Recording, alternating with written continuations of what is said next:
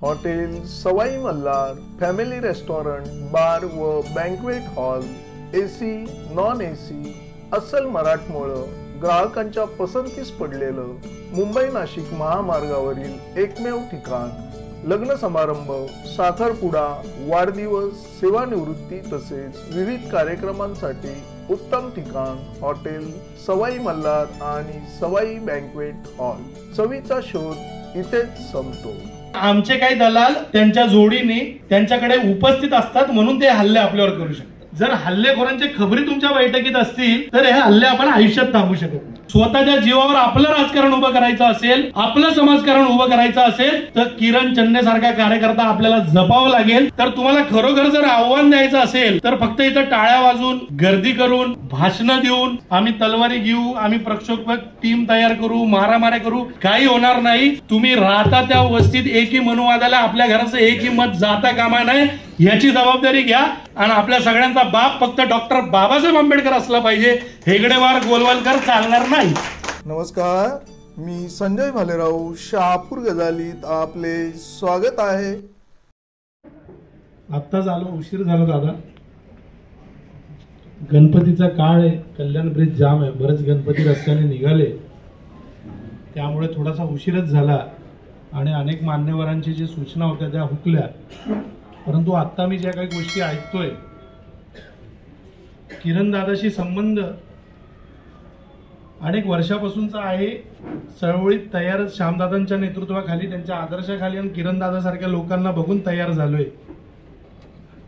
मुळात जो हल्ला होत असतो तो व्यक्तीवर होतच नसतो, त्या त्या विभागात किंवा त्या त्या जिल्ह्यात जी जी मानवतावादी चळवळीचं, फुले शाहू आंबेडकरी चळवळीचं प्रामाणिकपणे कोणतीही दलाली न करता काम करतात अशा व्यक्तींना ठरवून संपवण्याचा डावपेच रचला असतो आणि हे डावपेच आखत असताना त्यांना एकट्याने आखता येत नसतात, तर आमचे काही दलाल त्यांच्या जोडीने त्यांच्याकडे उपस्थित असतात म्हणून ते हल्ले आपल्यावर करू शकतात। त्यामुळे तुम्हाला जर हे हल्ले थांबवायचे असतील तर सगळ्यात पहिले तुम्हाला तुमच्या चळवळीची छाननी करावी लागेल। म्हणजे बैठक घेत असताना किंवा हल्ले थांबवण्याची चर्चा करत असताना जर हल्लेखोरांच्या खबरी तुमच्या बैठकीत असतील तर हे हल्ले आपण आयुष्यात थांबवू शकत नाही। आपण ज्या विभागात राहतो आपल्याला सगळ्यांना माहिती असतं की या विभागाचा दलाल कोण, ही चळवळ विकली कोण, ही चळवळ संपवली कोणी, एवढ्या वर्ष समाजाची दलाली केली कोणी। पण हल्ला झाला की मात्र तो पण आपला नेता असतो आणि तो पण आपल्या खांद्याला खांदा लावून सोबत असतो। तर सगळ्यात पहिले जर तुम्हाला काही थांबवायचं असेल तर असे दलाल उघडेपणे नकारायला शिका आणि जोपर्यंत तुम्ही हे दलाल नकारत नाही तोपर्यंत तुमच्यावरचे हल्ले थांबू शकत नाही।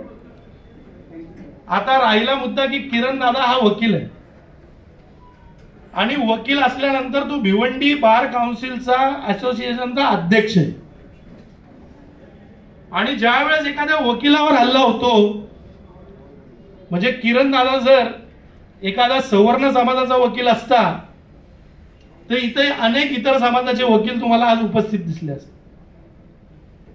परंतु तुम्ही अध्यक्ष व्हा, तुम्ही सरपंच व्हा, तुम्ही आमदार व्हा, तुम्ही नगरसेवक व्हा किंवा तुम्ही खासदार व्हा, तुम्ही जर दलित असाल तर आम्ही कोणीही तुमच्या सोबत नाही ही सांगणारी आजची ही बैठक। आमच्या इथं हल्ला झाला, कुठल्या वकिलाला कोणी शिवी जरी दिली तरी बार काउन्सिल एक ठराव पास करतो, तसा ठराव अजून बार काउन्सिलने किंवा भिवंडी बार असोसिएशनने पास केलेला मला ऐकण्यात आलं नाही किंवा दिसण्यात आलं नाही। तर लक्षात घ्या की ही लढाई आपल्याला एकट्याने लढायची आणि ज्यावेळेस आपण एकट्याने लढत असतो म्हणजे हा आदर्श आम्ही श्यामदादांकडूनच घेतला, आम्ही त्यांना बघितलंय। मी त्या विभागात राहतो, माझा जन्म त्या विभागात झाला उल्हासनगरमध्ये, आमच्या वस्त्या त्यांनी बसवल्यात। त्यावेळेस तुमच्यासोबत गर्दी किती हे अजिबात महत्वाचं नसतं. तुमच्यासोबत लढणारे किती हे महत्वाचं असतं. आणि लढणारे 5 जरी असले, प्रामाणिक असले, तर ते अख्ख्या समुदायाला उरून पुरतात. आम्ही ज्या वस्त्यांमध्ये राहत होतो, आमच्या आजूबाजूला एका जातीचं वर्चस्व होतं आणि फार छोट्या वस्तीत आम्ही राहत होतो. आणि अक्षरशः असा इतिहास आहे की आमच्या घरातल्या बायका या आजूबाजूच्या वस्तीतली लोक येऊन खांद्यावर टाकून उचलून घेऊन जायची. इतक्या दहशतीतल्या वातावरणाच्या वस्तीत आम्ही राहिलेले लोक आहोत. पण ज्या वेळेस माझा तर जन्मही झाला नव्हता, पण माझे वडील आणि अनेक लोक सांगतात, ज्यावेळेस श्यामदादा तिथे यायचे आणि दादांसोबत अगदी मोजकी सगळी फायटर माणसं असायची 5-10. आज तुम्हाला सांगतो त्या वस्तीत गेले अनेक वर्ष आमचं वर्चस्व आहे आणि आम्ही त्या लोकांचं वर्चस्व संपवलेलं आहे आणि आम्ही आमचं राजकारण उभं केलेलं आहे. त्यावेळेस रिपब्लिकन ऐक्याचा पहिला नगरसेवक पण तिथेच आमच्या इथे झाला. आमची मेजॉरिटी नसताना. तर ज्यावेळेस आपण लढाईच्या गोष्टी करतो, म्हणजे लढाईला असं आहे की तलवारी घेऊन लढता येतं, बंदुका घेऊन लढता येतं आणि विचाराने पण लढता येतं. तलवारी आणि बंदुकीने तुम्ही काही ठराविक माणसं संपू शकता, पण या विचाराने तुम्ही हा पूर्ण किल्ला नेस्ता नाबूद करू शकता. त्यामुळे वैचारिक ताकदीची लढाई उभी झाली पाहिजे. जोपर्यंत तुम्ही राहता त्या वस्तीतल्या प्रत्येक घरातला माणूस इथल्या मनुवादी व्यवस्थेला आव्हान देत नाही, इथल्या मनुवादी व्यवस्थेला नकारत नाही, इथल्या प्रामाणिक कार्यकर्त्यांसोबत उभा राहत नाही आणि तुमच्यामधले दलाल पहिले ठोकून काढत नाही, तोपर्यंत तुम्ही ही व्यवस्था उभी करू शकता. आम्ही उल्हासनगरला ती सुरुवात केलेली, तुम्ही पण करा. आणि किरण दादावर जो हल्ला झालाय, हा काही किरण चन्नेवर झालेला हल्ला आहे असं मी मानत नाही. एक आंबेडकरी चळवळीचा कार्यकर्ता की युती आघाडी केल्याशिवाय तुम्ही निवडूनच येऊ शकत नाही अशी अख्खी देशामध्ये यंत्रणा असताना स्वतःच्या जीवावर सगळ्यांना फाट्यावर मारून सरपंच होतो. तो सरपंच झाल्यानंतर अनेक मनुवादी लोक त्याचं सरपंच पद घालवण्यासाठी षडयंत्र रचतात. त्याच्या मुलांवर, लहान मुलांवर खोटे गुन्हे दाखल करतात. त्याला जेलला ठेवण्याची पूर्ण व्यवस्था करतात. त्या सगळ्यांना फाट्यावर मारून तो हायकोर्टातून ऑर्डर घेऊन येतो, परत सरपंच होतो. हे सगळं झाल्यानंतर महाराष्ट्रात कोविडचं वातावरण असताना, म्हणजे चांगले चांगले आमदार खासदार जे करू शकले नाही आणि लोक मरत होते, त्यावेळेस हा छोट्याच्या गावाचा सरपंच एक मोठा दवाखाना उभा करतो आणि हजारो लोकांचा जीव वाचवतो आणि महाराष्ट्र शासनाचा पुरस्कार घेतो. आणि तो जेव्हा दलित कार्यकर्ता असतो, आंबेडकरी कार्यकर्ता असतो, तेव्हा या मनुवादींच्या डोळ्यात तो खुपतो. एवढं सगळं होऊन ज्या भिवंडी कोर्टात कधीच एका समाजाचा अध्यक्ष झाला नाही, त्या ठिकाणी इतर समाजाचं वर्चस्व असतं, त्या वर्चस्वाला आव्हान देऊन, म्हणजे आमदार आणि खासदारांनी, माझ्या माहितीप्रमाणे मी त्या इलेक्शन मध्ये जाऊन आलो होतो, तर किरण दादाला पाडण्यासाठी आमदार आणि खासदारांनी पार्टी ठेवली होती. आणि या पार्ट्याला न जुमानता जेव्हा तिथे असलेले सगळ्या समाजाचे वकील, तो काय असा 1-2 मतांनी निवडून आलेला नाहीये, 249 मताच्या लीडने निवडून आलेला, आणि त्याला आम्ही कोर्टाच्या भाषेत बहुमताने निवडून येणं असं म्हणतो, कारण 500 किंवा 700 वकील मतदानाला असतात. तर 250 मताच्या लीडने येतो. त्यावेळी त्यांच्या पोटात दुखतं की आमचा समाज पण ह्याच्यासोबत जातो की काय, आणि हा फक्त दलित चळवळीचा, आंबेडकरी चळवळीचा नेता न राहता हा सर्व समाजाचा नेता होतो की काय, अशी ज्यावेळेस भीती वाटते, त्यावेळेस अशा कार्यकर्त्याला उद्ध्वस्त करण्याचं काम सुरू होतं. इतक्यावरच थांबत नाही, तर ज्या वेळेस सामान्य गरीब जनतेवर, तो दलित असो, आदिवासी असो, सवर्ण असो, आगरी असो, कुणबी असो, एका प्रकल्पाच्या नावाखाली त्यांची लूटमार केली पाहिजे जाते. आणि ज्या वेळेस हा किरण चन्ने सारखा कार्यकर्ता मोर्चा काढतो आणि त्या मोर्चाला 20-25 हजार लोक जमतात आणि त्याच्यात सगळ्या समाजाची लोक असतात आणि यांची टक्केवारी बंद होते आणि सामान्य जनतेला न्याय मिळतो, त्यावेळेस त्यांना भीती निर्माण होते की हा उद्या आम्हाला आमदारकीला आव्हान देतो की. आणि हा मोर्चा किंवा ही कामं जर एखाद्या सवर्ण पक्षातल्या माणसाने केली असती तर कदाचित त्याचा हत्याकांड रचण्यात आला नसता.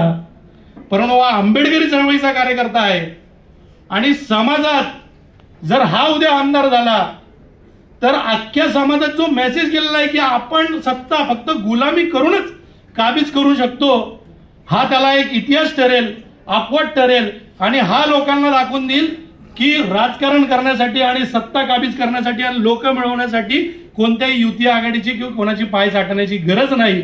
म्हणून याला ठेचलं पाहिजे आणि त्याच्यासंगडी हा सगळा उपद्रव तयार केलेला. तर त्यावेळेस किरण दादा सारखे कार्यकर्ता संपवला जाईल.